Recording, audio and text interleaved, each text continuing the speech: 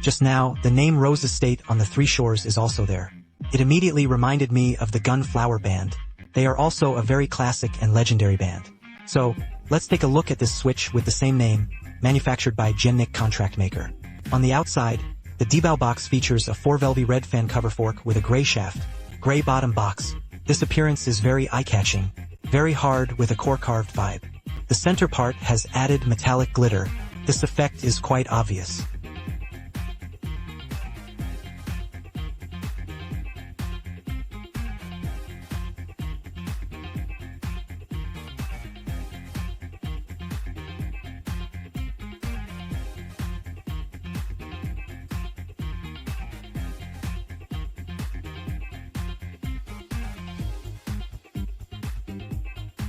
In terms of specifications, the flat bottom of the P66L4 shell uses the same material as the blue body thread at the bottom of the shaft.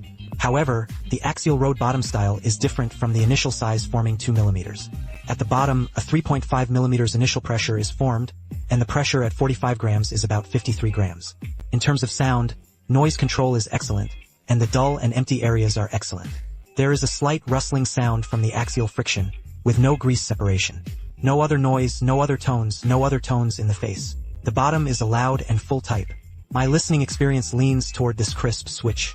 But without a gray wood core, the high-frequency brittle is thicker. The wider ones have a crisp resonance and bounce, which is on the quieter and weaker side.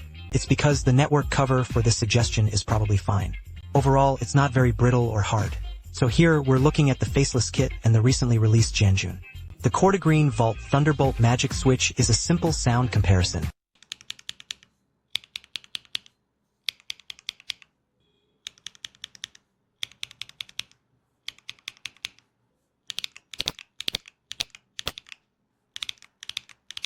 You can tell that the brittleness of this Zhonghua switch is just a bit lower than that of Glass Magic. But it's not even close to the range of the door ringing axis. It's still quite good, making them rounder and fuller. Let's listen to the typing sound of the faceless kit together.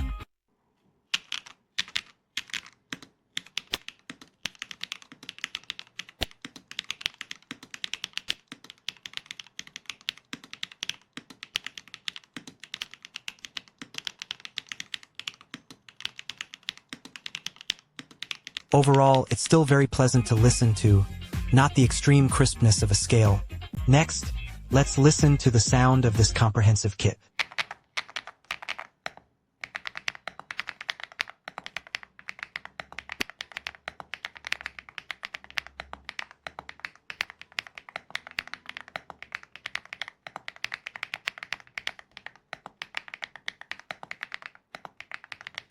In terms of feel, Zhou stability is somewhat lacking.